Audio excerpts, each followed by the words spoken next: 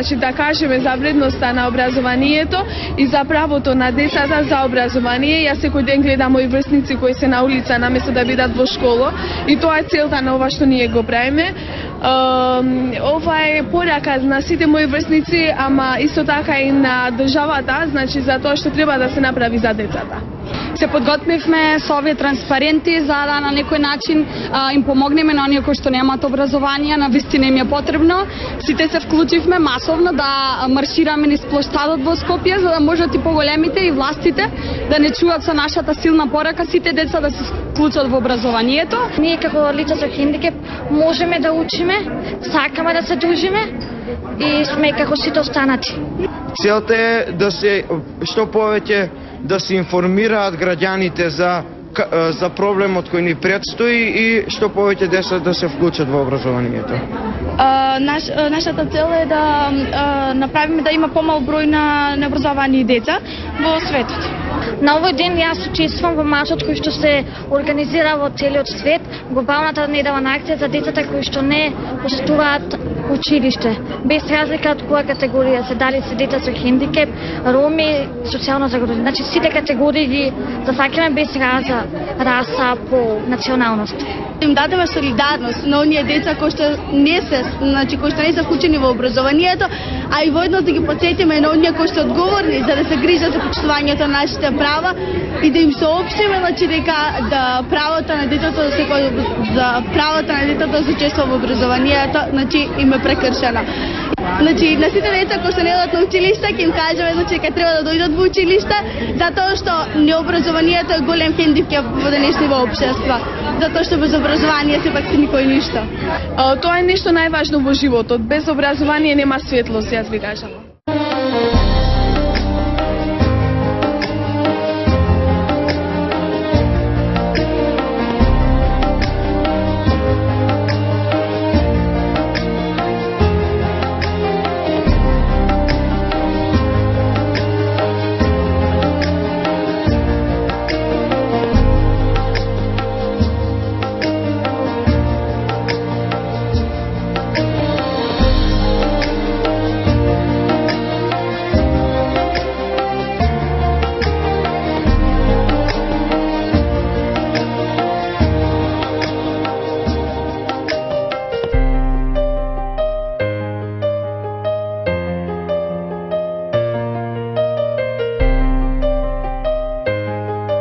Слушнавме многу во врска со законите за правата на децата. Слушнавме дека има многу закони кои што се донесени, кои допрва ќе се донесуваат.